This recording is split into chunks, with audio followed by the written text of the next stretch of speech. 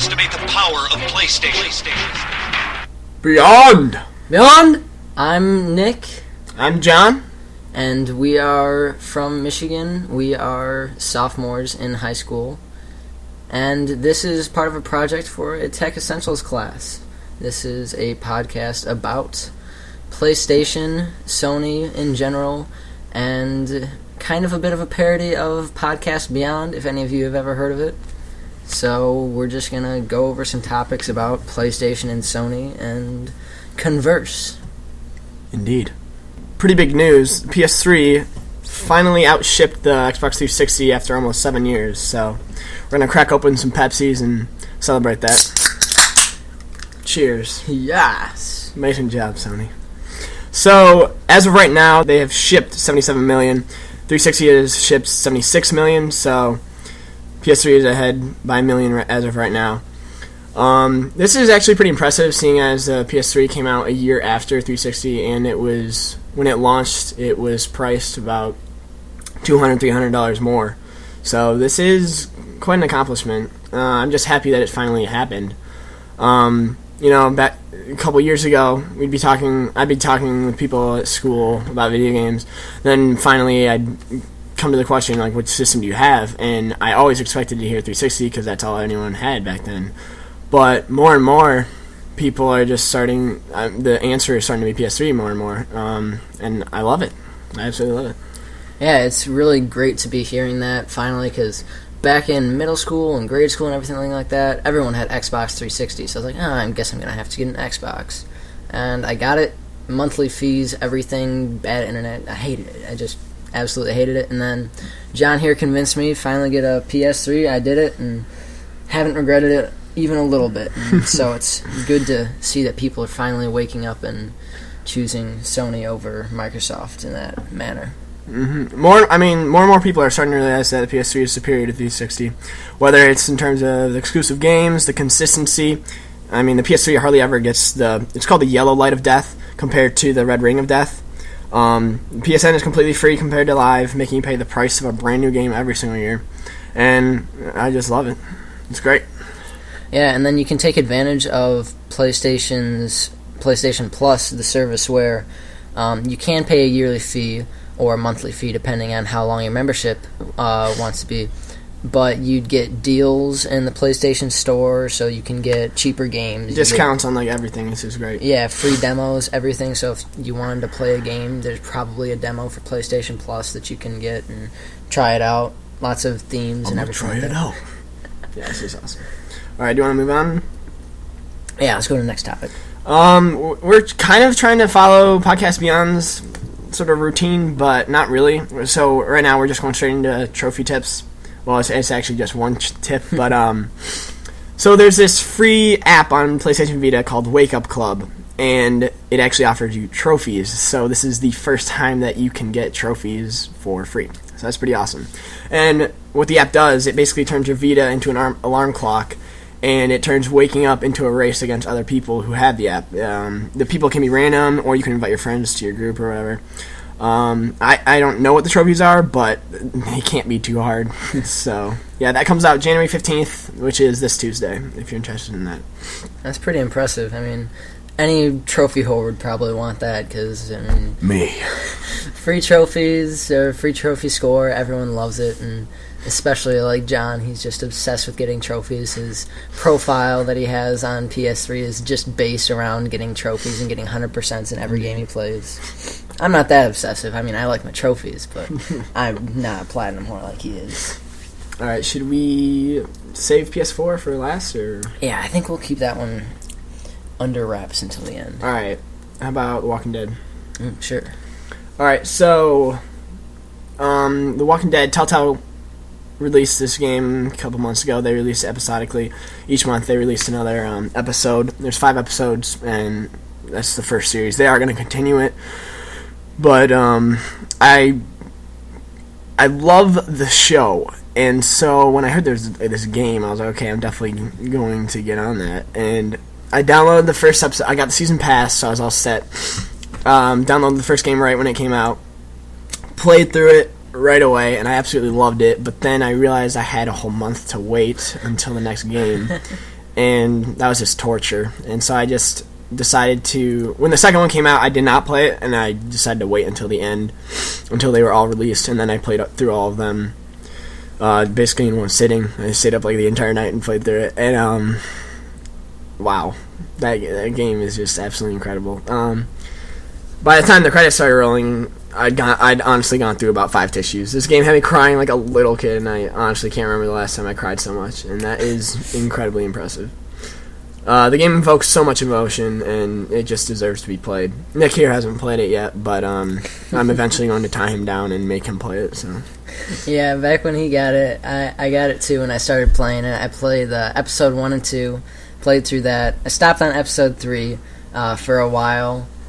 It was just a little bit buggy for me, glitched up a little bit, and I just couldn't get into it. I absolutely loved the show, though. They did a great job with the show. Went over to John's house. We watched season 1, like most of the season in one sitting, and then went back and watched season 2. Finally finished season 2. Have not started season 3 yet because, well, I mean, it's a long story why we haven't.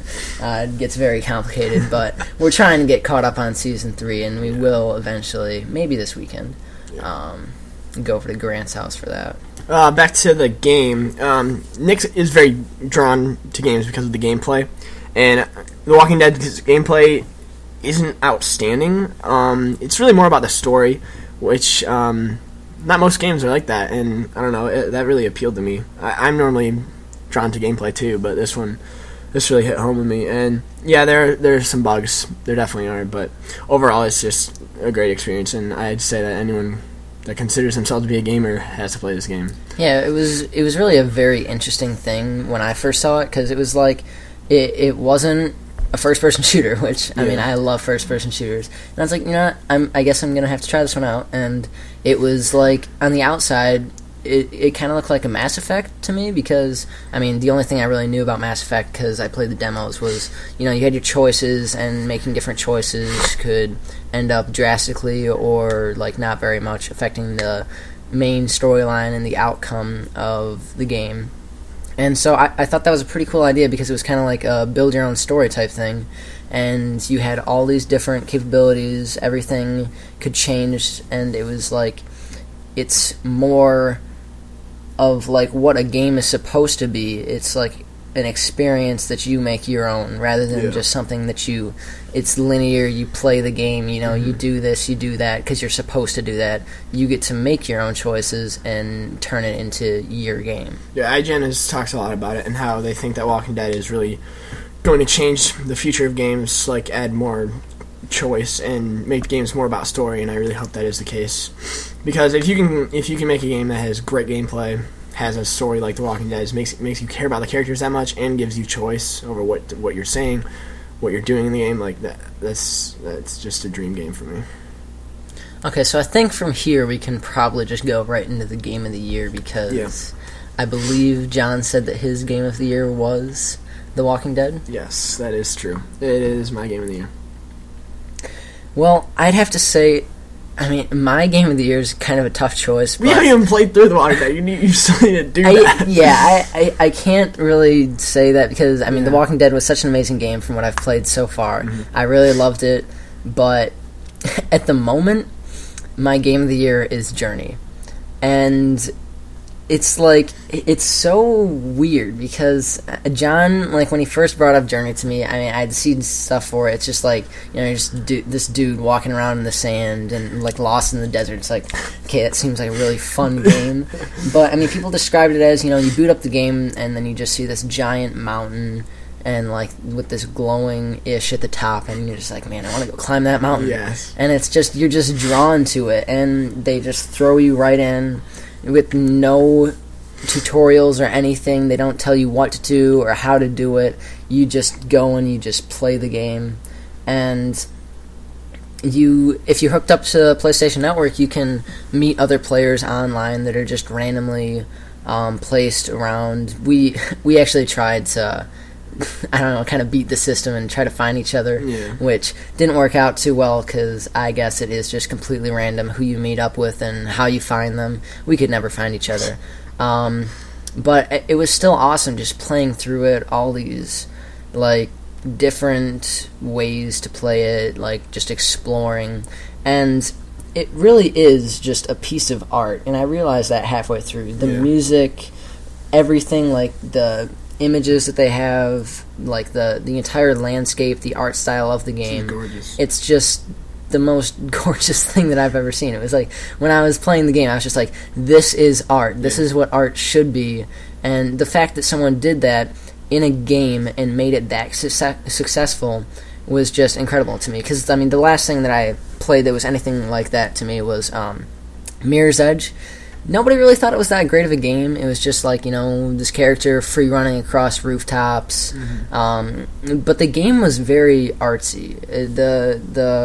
The way that they made the buildings and everything, just, it looked awesome to me, and that's part of the reason that I loved the game. But yeah, I mean, to get back to Journey, it was short. It was a 2.5 to 3 hour game. It was really short, but I didn't mind that at all, because it was just such an amazing experience. It's like I could have spent the 2 hours watching a movie or like playing Call of Duty or something, but there is no other way that I would have rather spent that 2 hours than playing that game, because it was just so incredible. Yeah, the only complaint I have about it, and it's just a pathetic complaint, but they throw you into it, and like right when I got in and had control over the Wanderer, I immediately went through all the buttons and like found out what everything did, and then like I started going through the game, and then they were like trying to tell me what everything did, and I already knew, and it kind of drew me away from the experience. They had like this big controller up here on the screen, and like this button was highlighted, and I was like, oh, this is kind of taking me away from the game, and I already knew what all the controls did. But besides that, it was pretty incredible. I don't have an HDMI or anything, so like it's not like mind-blowingly gorgeous, but it was the graphics were incredible. Yeah, and that's needless to say, because I mean, it really, on any TV it would just look gorgeous. I played it on a LED TV in a dark room with an HDMI cable and a surround sound headset, and it was just so incredible. I was just so immersed in the game. And if you can play it that way, that's the way to play it. I still have to have John play it that way, because it's so incredible. And it's just like, I just want to have people over and just sit them down and just be like, play this game. Yeah, I think it's a really great game to have people who don't play video games. Like, that's a great starting point for them. Yeah. And that's the thing about it. It's like, there's no tutorials. There's nothing about it. I mean, you use the analog stick and like 2 other buttons, and that's it. It never gets more complicated than that.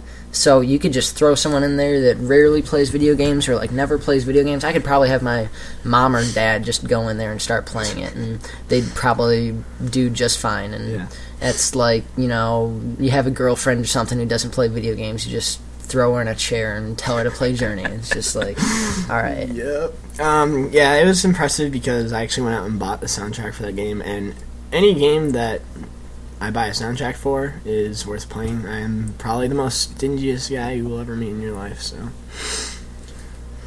And that was another thing that surprised me about the game was the fact that, there was a trophy list for it, and I was like, alright, so I'm going to play through this, I'm going to get most of the trophies. Well, I played through it, looked at my trophy list, and I had like 3 out of 20 or something like that. And I was like, how is that possible? You're just wandering into this place, and they have all these little objectives, and it's just, they really want you to play the game and just explore, play it how you want to play it.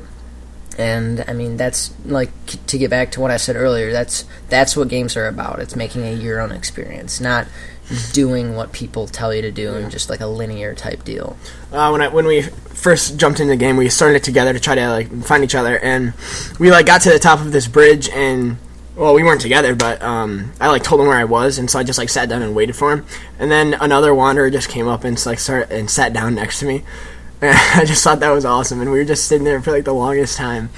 And then I got a trophy for, I forget what the trophy's called, but it's like for sitting with another wanderer for a couple minutes. So I thought that was really cool. And I don't know, it's really weird. You really bond with the people that you find out of the game, and when you lose them, you're actually like sad. Like, where did he go? And I just thought that was really cool how they added that. a couple times, like, I just move, I'd look away from my partner for, like, the shortest time, and he disappeared. Like, I actually think that, like, they will cut you off from your partner just to make you, just to invoke that emotion to feel, oh, where did he go? I can't find him again. And then when you find another one, then you're, like, so relieved. I just thought that was another cool thing.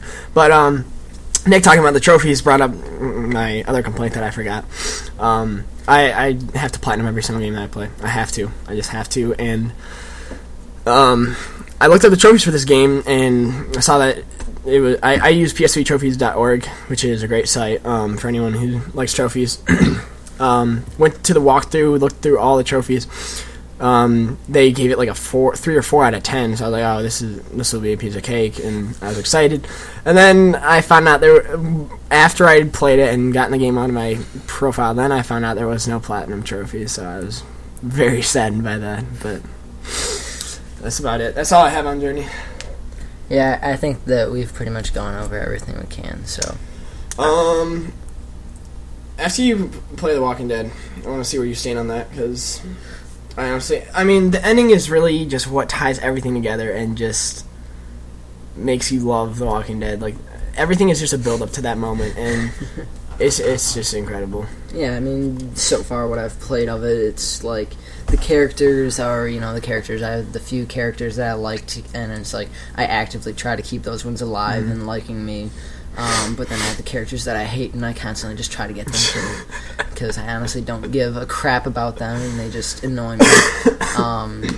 But yeah, I'm really interested, because there's been lots of plot twists and everything, and like, it's just stuff I wouldn't expect, and I'm really interested to see how it's going to end and how it's going to go from there. Yeah, so my game of the year is definitely The Walking Dead, and after that, honestly, I guess it is Journey for me too. But after Journey, I have no clue. I really didn't play a whole bunch of games this year. I usually play Assassin's Creed games, but I never really got around to playing Assassin's Creed 3. If I play through that, then that would probably be my third choice. We are big Call of Duty players, but Black Ops 2 didn't really click with me this year. Otherwise, that would probably be up there on my list. But other than that, I can't think of any other like amazing games that came out this year.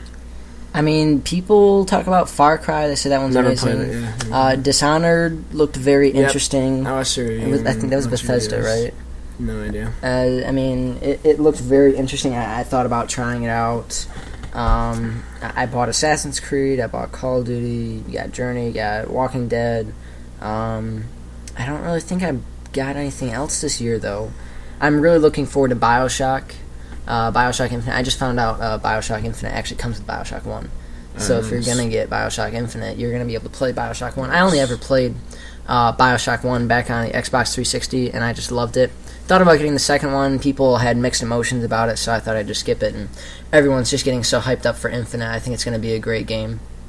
And, I mean, you said something about Call of Duty, so I think we should touch on Call of Duty real quick. What I've been thinking about Call of Duty. They have, 11, 12, 13 games now, something like that. Something crazy. And it's just a ridiculous amount, and I just want to know when it's going to end. It's like they've done World War II for the longest time, then they moved on to Modern Warfare. They have 3 of those. I don't think they're going to do any more Modern Warfares. Black Ops was interesting because, I mean, it touched on the Vietnam War and all the special ops and everything like that, which was really cool. And now Black Ops 2. I mean, there's just nothing really left for them to do with the series, and that's what's kind of depressing to me, because I always loved first-person shooters, and Call of Duty was just one that clicked with me. I liked the, fast-paced multiplayer, everything like that. The only thing I didn't like was the freaking 5-year-olds just getting on there and ruining fun for everyone. Quick scopes. Stuff like that. We're really big on zombies, though, so we definitely do prefer Treyarch. So, for me, Black Ops is definitely my favorite one. I absolutely love that game. I love the multiplayer, but I mean, honestly, I started playing Call of Duty for the zombies. I'd come over to Nick's house, and he would have a bunch of people over, and they'd all be playing zombies. And this was before I played Call of Duty, and I was like, oh, this is retarded. Why are they playing this? And then I finally tried zombies, Doris, and COD 5, and that just blew my mind. And I've been hooked on zombies ever since. I just absolutely love zombies. So that's why I really like Treyarch. But Black Ops 2 just didn't really do it for me. I don't know. It's a little weird. I just can't. The multiplayer, I'm so consistent in Black Ops. I always have good games. Maybe 1 out of 10 games I'll just have a bad game. But Black Ops 2, I'll go 40-10 one game, then the next game I go like 5 and like 15. I don't know what I'm doing. Yeah, the class loadouts, I think that's the thing now. Everyone can just make classes that tailor to their play styles, so everyone has a very good chance of killing you. I think that's a big part of it. I don't know. Yeah, it's very interesting how they did multiplayer in Black Ops 2. I mean, they tried so hard to balance everything out. So, like, that's how they said, like, they mathematically balanced every weapon to be usable in its own fashion, and, like, making all these classes that benefit weapons in their own special ways. And there's not really one definitive weapon or class that's better than all the others, except, I mean, like, the first couple weeks the game was out, the PDW and like most submachine guns were extremely overpowered. And I mean, they've done their nerfs now, and the game's very balanced. It's just playing right, and also I've found that a huge part of it is having the connection on your side, because I mean, if you don't have a good connection, it's just gonna get you. Like I used to watch YouTube videos about like lag and stuff like that, and these guys would talk about lag compensation in MW3 and past CODs, and it seems like Treyarch said that there was no lag compensation in Black Ops 2, but I mean that's just total BS, because I've watched breakdown videos and you can definitely see that. So it's all these different parts, and it really just boils down to being a skilled player and playing the game correctly. But because I mean I've generally been good or average at every Call of Duty. Black Ops is no different. I have my good games, but then like John said, I go like 60-4 and kill confirmed one game, and then I go into another lobby and I'll go like 10-17. It's just ridiculous. But I mean, you know, that's what it is. You can't always be at the top every time. Yeah. So you want to talk about the future of Call of Duty? Yeah, that's really where I want to start on this. It's like, I don't think they can go much longer on just Call of Duty. Back with MW3, I remember seeing something about like they had saved the website names or web names for like Call of Duty Space Warfare and like Call of Duty Future Warfare, and they're already into Modern Warfare. Black Ops is going slightly into the future. They've done the past. They've done the Vietnam War, World War II. They don't have anything left to do, and that's when I think they're either just going to have to keep on doing reboots, or they're going to have to get really creative, or they're just going to go right into the future, which then it's just going to turn into like Mass Effect or like Killzone or something like that. And I think I'd probably just fall away from the series at that point. Yeah. I mean, I've tried to get into the Battlefield series, because everyone's like, oh, you know, Call of Duty sucks. Battlefield's where it's at. I'm like, okay, I'll give it a try. And so I go and play some Battlefield. It's just a little bit too slow for me, a little bit clunky. I don't like the feel of it. I know COD has its like problems too, but I just like the fast, like paced shooting kind of kill streaks, building, team play kind of thing like that. But I don't know. That's just my opinion. And what do you think about the future for it? As of right now, I heard from someone that Infinity Ward was like not making any more, and that Treyarch was going to make the rest. Well, I think Lath said that, but he's like, Lath or Smash or someone we were in a lobby with was like, yeah, Infinity Ward's done. I don't know. Infinity Ward has their problem. They've like in MW3's time, they kicked a bunch of people. Yeah, and they had those lawsuits and all that. Yeah, all their lawsuits from like just kicking people out and whatever, all that issues. I don't think Infinity Ward's gone, or if they're like whatever. I believe they're just gonna make more Call of Duties and just push them out, because that's always what it's been. So you do think Infinity Ward will be making the next one? Yes, because I mean that's how they've had. They've had like Treyarch produces a game, they'll release it one year, and then while they're producing that game, Infinity Ward will be producing their game and releasing that the year after, and that's how Activision's been split up, and it seems to have worked pretty well for them so far. I never liked Infinity Ward's DLC. I believe they gave it to Raven Software usually to do DLC, and I just didn't like the DLC for that, because it was usually just map packs for multiplayer maps. Whereas getting back to Treyarch's games, that's why I loved their map packs, is because it always included zombies. And zombies, it turned into a gamble towards the end, because, I mean, back in World at War, you had Nocturne Totem, really basic, whatever. Then they released Verrückt, which was a huge improvement, because you got the introduction of perks and a bigger map and everything like that.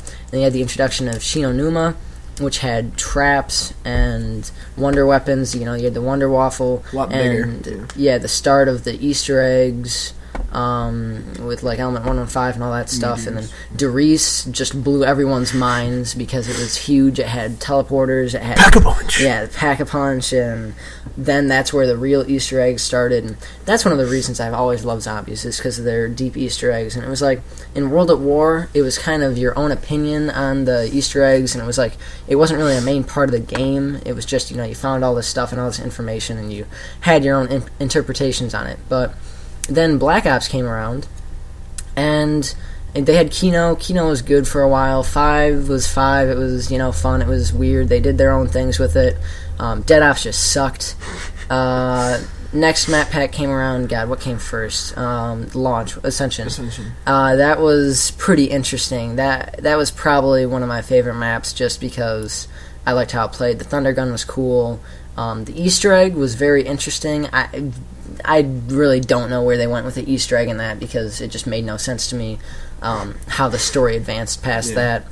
Real quick though, why zombies appeals to me, why the race appeals to me so much, is because there's a catwalk. You go up there, you hunker down, and you just go as long as you can. You don't have to constantly be running around. I mean, obviously, yes, you can run the rape trains, and that's great and everything, but just hunkering down and just all being right next to each other and just looking straight down the catwalk and just mowing them down is just the greatest thing. Yeah. And then Black Ops, they just totally took that away. There's nowhere safe. You can't camp anywhere. You just have to constantly be on the run. You're always scared that a zombie's going to come out of nowhere and trap you on this narrow stairwell or whatever. And I still love zombies, but I just didn't like it as much as Derice. And Ascension was really the first one where they sort of brought that camping element back with the big platform where the lander can come down. Yeah, everyone called it like the stage. It was like the lunar lander next to PhD Flopper. You could kind of camp up there. Yeah, PhD Flopper right next to there. So that was that really made me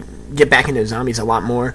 So Ascension was really nice for me, but I just don't understand why they hate it when people camp so much. That I just love that so much. The catwalk was so great. Yeah, it was very weird, and it was such a great feeling just having it, holding it down, just all 4 people just sitting there, alternating reloads and everything like that with everyone's upgraded machine guns. It kind of turned into a problem because everybody would be using like the MG or the PPSH and end up freezing the game because everyone was firing at the same time. But I mean, it was just so much more fun and like so much epic, and it's like everyone was like, "Oh, dude, I got to reload," and it's like, "Man, I got to throw a monkey bomb." It's like, I don't got any left, and everyone just ditches, and that was really fun. And then, I mean, you get into it and people got all these insanely high rounds, like in the hundreds and 200s, because all you have to do is run a rape train for 3 or 4 days in solo and pause it whenever you gotta go and take a dump, and it was just ridiculous. And it's just like, that's not fun. It's too easy. It's not what zombies is about. It's just running, and I didn't like that about it. But yeah, Kino, I remember we got to like 37 like the first night or the second night it came out,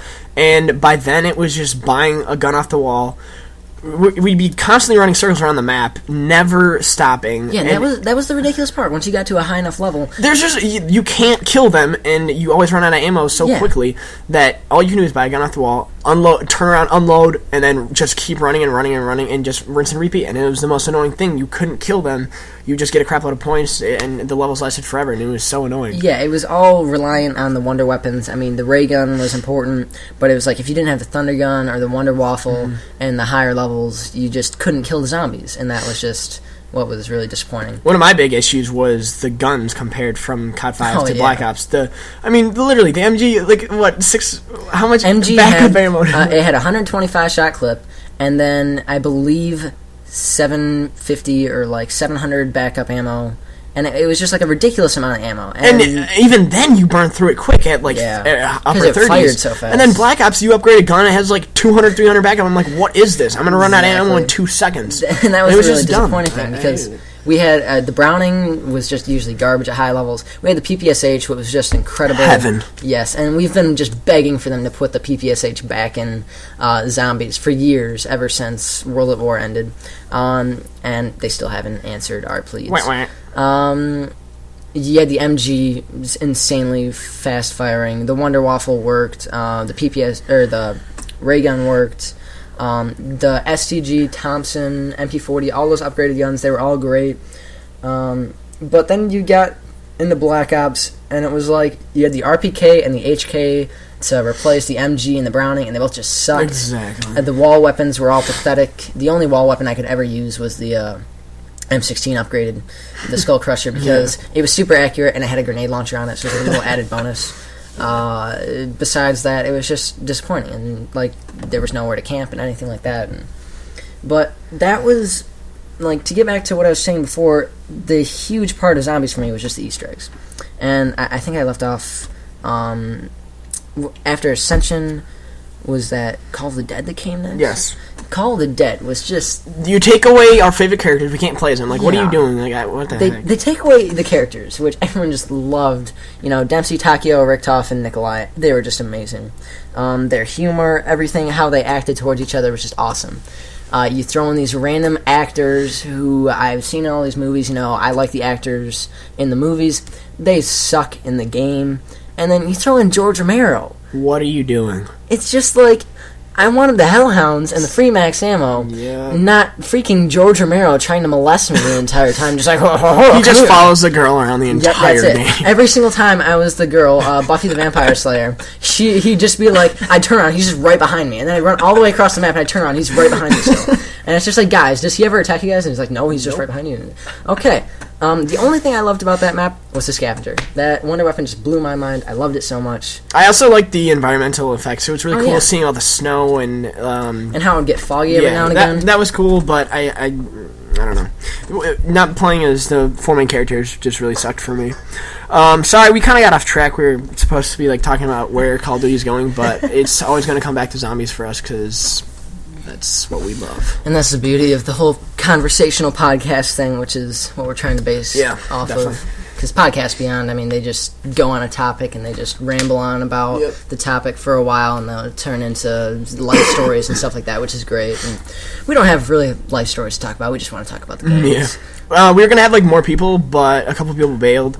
So it's just me and Nick. I don't know. Are we going to like let them have an email to like email in or what? What do you want to do about that? Like questions? Yeah, or just feedback, comments, stuff like that. Yeah, I mean, I'm going to post this podcast up on YouTube for all my subscribers. I'm going to send it out to some people in the school, maybe see if I can get it out there, Facebook, stuff like that. Nice. Anyone has any questions, go ahead and email me. My email is mrnicholasreynolds@gmail.com. Nicholas, Nicholas, Reynolds, Reynolds, and then at gmail.com, just with a little Mr. in front of it. I mean, any questions, topics you want us to talk about, whatever. This is our first ever, so obviously it's going to suck. But it's not that great. I mean, if you guys like it, if we get people asking for more, we'll definitely do more. But this is just for a class, so we're just going to mess around here. Yeah, we wanted to get other people in here with us because, I mean, Podcast Beyond has like 4 or 5 people every time. And we were going to have Jack Stout in here with us, which would have been fun. Jack, I'm missing the little yes and everything in the background, and I could just picture you. I almost just fell down. I could just picture you in the background, just the entire time. All right, PS4, or what do you want to do? I think we should probably move. Do you want to talk about the Vita for a few minutes? Let's do it. Okay, because I mean, since we haven't done anything before this, we have all these topics to go over, going through. But Vita. PlayStation's take on handheld devices, pretty much just an upgraded PSP.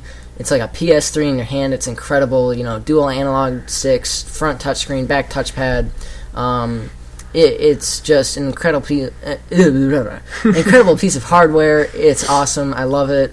Neither of us have it, though. That's the problem. Yeah, I'm too poor to buy one right now, but every chance I get one, every chance I get to like play it in Target, like play a demo or awesome. Walmart or anything like that, I'll pick it up and play PlayStation All Stars. Battle Royale. Yeah, just like, that's definitely a mouthful. I don't know why they named it so weirdly. That game.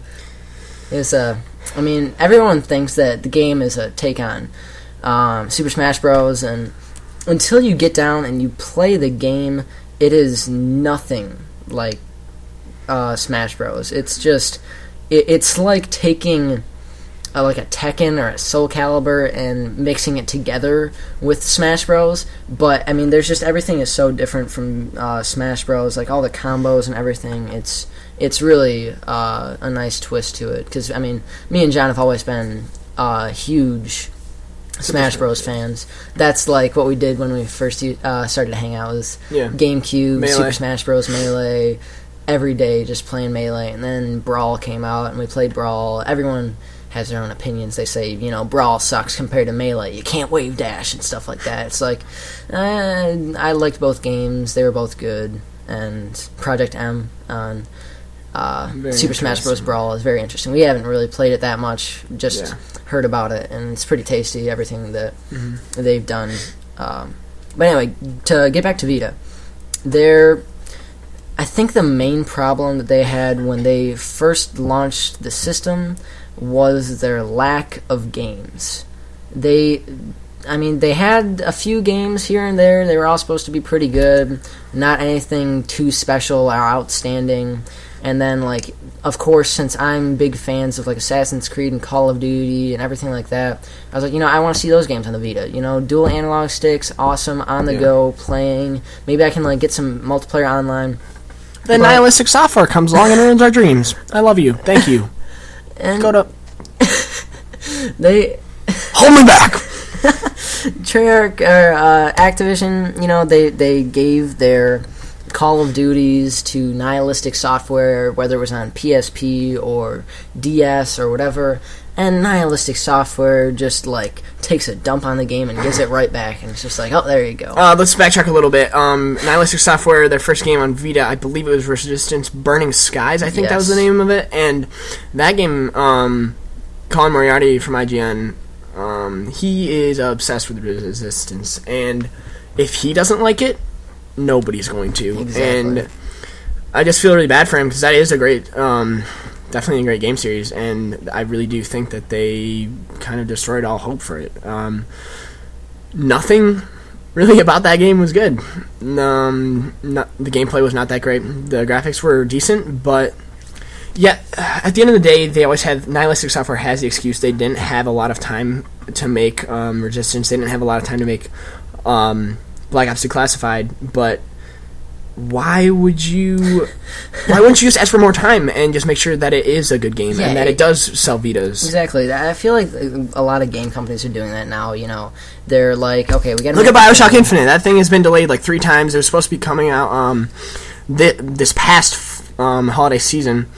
Now it's all the way up to the first quarter of this year. So that game has been delayed, I think, 2 or 3 times. So. Yeah, but then you get stuff like Duke Nukem Forever, which I think, what was it, like a 14-year span when they just kept on like scrapping the game and starting over again, and then they released it, and everyone's just like, wow, this game just sucks. Yeah. I mean, game companies just need to learn to take their time, build the game correctly, make sure that it's finished when you release the game, and...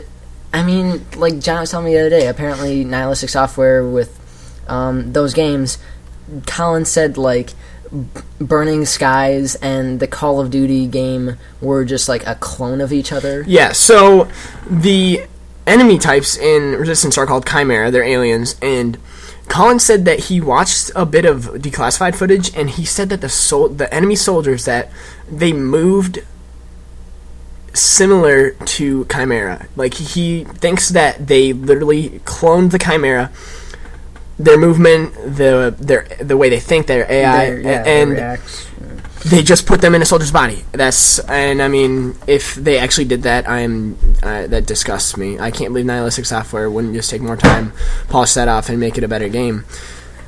It just makes me so sad because Call of Duty and Assassin's Creed are literally probably my 2 favorite game series. And if I mean, I'm still probably going to get a Vita just because, I mean, Liberation looks awesome. We'll talk about that later, but Liberation looks pretty good, but Declassified just looks absolutely awful. Yeah, and Declassified, to get back to more of why it sucks, I heard that the campaign for the game, even though, I mean, it's just like a clone of the original Black Ops, and it's not even like Black Ops 2 or anything like that, which I've played Black Ops a billion times over. Yeah. They said, like, you could beat the campaign in like 40 or 50 minutes, and I was just like, are you kidding me? Like, I mean, the Call of Duty campaigns have always been short, 7, 8, 9 hours. But 40 minutes. Are you... Well, the idea behind it was they have a good amount of missions, but they're all bite-sized because, you're on the go. You don't want to play this for a long time. But I think that was another of Nihilistic Software's excuse. We don't have a lot of time to make this game. Let's make each mission 2 seconds long. But then about that, it's just like, okay, well, if I'm just going to be playing bite-sized missions on the go, well, then what am I going to do when I'm done with the bite-sized missions on the go? Am I going to play multiplayer? 6 on 6, oh yes, lagging everywhere. That sounds so fun. No, it's not even 6 on 6, it's 3 on 3. Yeah, and then on top of that, which is one of the big downfalls of the Vita that I was thinking about, and I was just so depressed when I heard this, is that the 3G or whatever it is cannot be used for online multiplayer.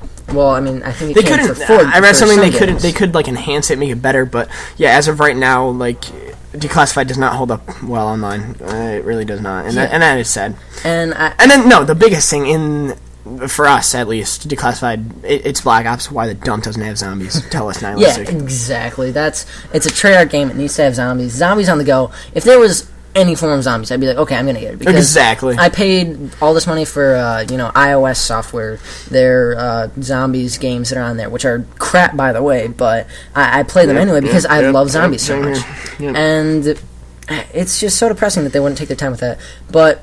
to get back to multiplayer and how broken it was on Declassified, everyone said that it was just like when you're playing it over Wi-Fi, it was just so pathetically horrible. It was like unplayable, and you're lagging all over the place. The guns sucked, and yes, 3G.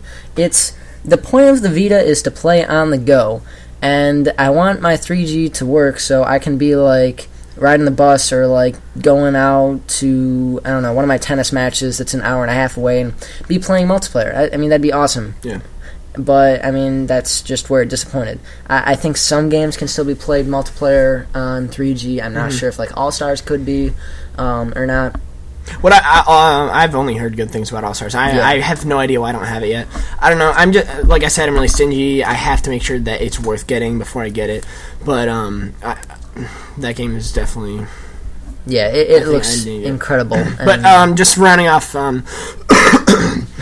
Declassified, Resistance Spring Skies, Nihilistic did... I mean, I hate to be mean or anything, but they got what they deserved. I mean, there's going to be consequences if you make games like that.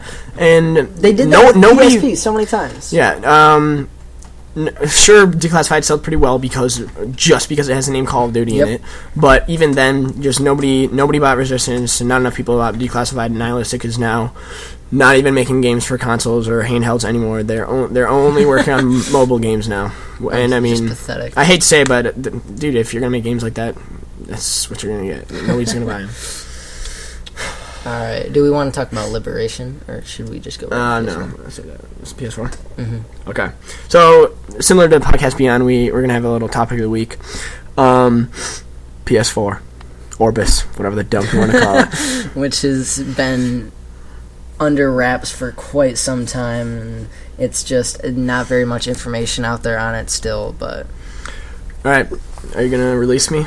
Let me go. I have mucho notes here for you. I typed out some stuff last night just to get my thoughts on paper. So yeah, there have been numerous rumors. There's been a bunch of speculation about it, but I do believe the next-gen consoles will arrive holiday season 2013. I do think they're coming the end of this year.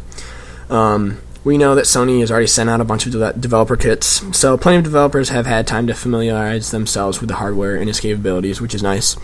I believe they're sending out like the finalized developer kit this spring, but they sent them out a while ago, but it was just older hardware, so they're just updating it and they're sending out a newer developer kit this spring, so that'll be like the final version of it. So developers have definitely had time to work with it and hopefully get started on awesome games for it.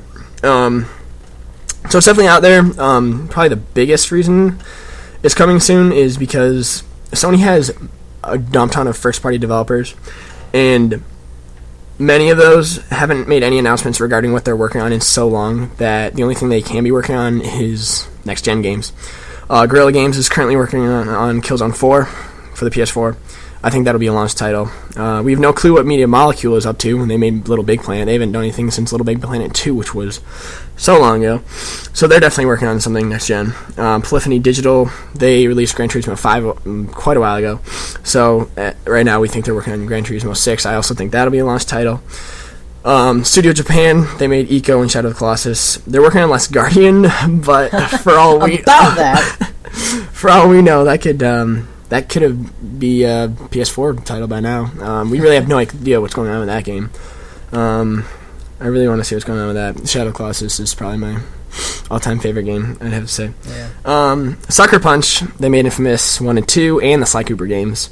They released Infamous 2 in the beginning of 2011, and since then they haven't said anything about what they're working on, so I'm really hoping that Infamous 3 is going to be a launch title, or maybe they're working on a completely new IP.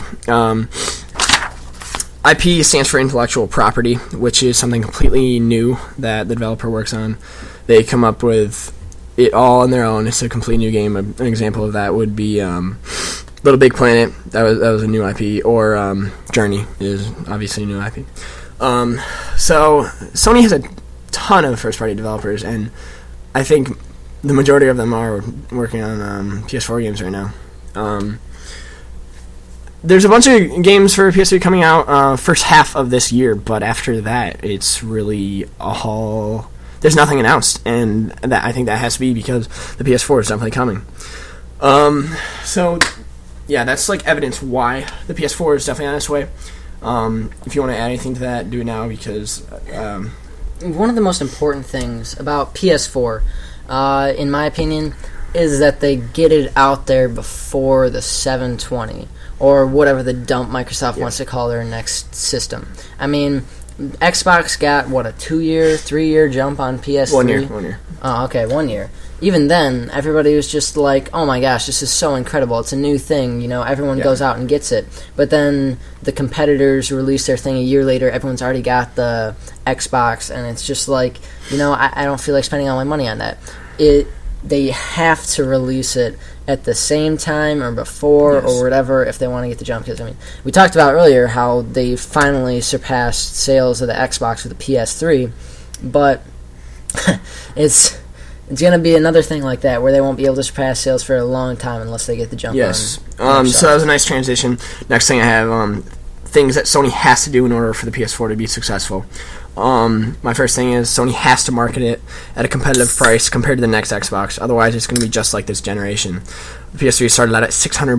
Xbox, what, $400, something like that. Yeah. Let's see, you save $200 or not? Everyone went to Xbox 360, and I can't say I blame them. That's why it took so long for the PS3 to catch up, because they only dropped the price point just several years ago. They can't come out and say the PS4 is $600. They just can't do that. The first big issue was price point. The next is marketing. Sony straight up sucks at marketing. Colin from Podcast Beyond always talks about Homefront and how it was just an average game, but it ended up selling millions of copies just because there were advertisements for it everywhere that you looked. Oh my gosh, that was ridiculous. Yeah, you couldn't like turn on a TV, you couldn't do anything without seeing advertisements for Homefront. Yep. I never played the game. Everyone's like, oh, it's a pretty good game. I just wasn't that interested in it, and I could not believe that it sold how much it did. Yeah, that's proof that advertising definitely pays off.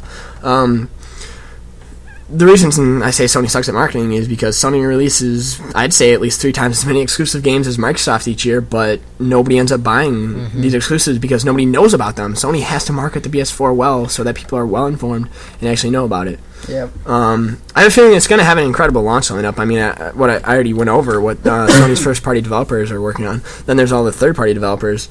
I do think it'll have an incredible launch lineup. I don't think that'll be a problem. But they need to boast about that. They need to get that out there and let people know that it's going to have a better launch lineup than the 720 or whatever.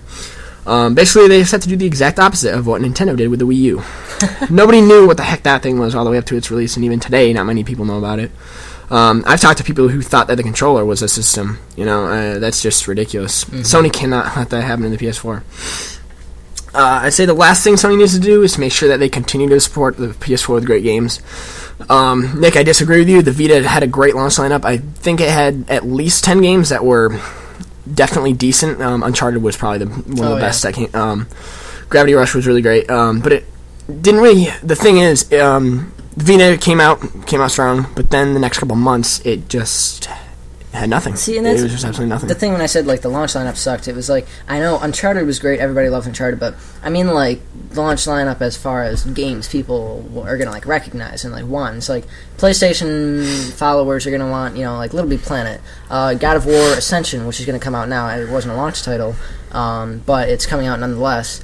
All Stars, that's not really a launch title because it was a long time after, but it's I think you need the big name companies. If Call of Duty and Assassin's Creed were launch titles, people would probably fork out the cash just to get their. All right, remind me to talk about that. Yeah, after I'm done with this, but yeah, basically Sony needs to just have a continuous stream of good games to keep PS4s and software flying off the shelves. If they do all that, PS4 can't fail. I think it's going to be incredible. Just look at the PS3 and the 360. The graphics are still very impressive. The games are still coming out that are blowing people's minds every day. But next generation, oh goodness, I'm so excited. So now I kind of want to just I think it is coming definitely this holiday season along with 720. I think this E3 that is going to be extremely huge. Tasty. Yes. So I want to. Podcast Beyond does a lot of predictions. I want to predict the PS4 launch date right now. All right, let's hear it. I have November 13th. I was thinking about end of October because I think it is best to get it out October. 13th. But I'm going to go with November 13th just because 11, 13, 13 sounds kind of cool. Okay, now I have. That's pretty interesting. I don't know what to think about that one. I'll let you think, but real quick, I chose November, the beginning of November, because you have Thanksgiving at the end, then you have Black Friday, so it's out there before Black Friday, so a bunch of people go out and get it for Black Friday, and then you have Christmas too. Did you say November 13th? Yeah. I thought that's after Black Friday. No. It's after Thanksgiving. Oh, okay. Well, see, the thing I think about that is the Call of Duty comes out around the 12th or 13th every year. That's true. And I think that Sony would not want to miss out on a Call of Duty title because those things sell like crazy. And so I would have to say it would be, I don't know, right before Call of Duty comes out or a month before. I think it would have to come out before Call of Duty because that's going to be a huge portion of game sales right when the game comes, or right when the system comes out. That's my opinion. I don't know. I'd probably predict October, right at the late October, right at the beginning of November, maybe. Because that'd be kind of hard for Call of Duty though. They'd have to be producing the game for PS4 right now. Yeah, that's what I'm saying. I told him to remind me. I didn't really touch on it earlier, but when we were talking about the future of Call of Duty, I do think that the next Call of Duty is definitely going to be next gen. I read somewhere that the developers were hiring people who were familiar with next gen tech and stuff like that. Yeah. So I do think that it'll be next gen. So that should be interesting. All right, let's hear a date for you. Final date. October. That's not a day. October 20. What day's Halloween? 31st. Yes. Let's just say it comes out on Halloween. October 31st. Sounds good. That's all I got. That's all I got.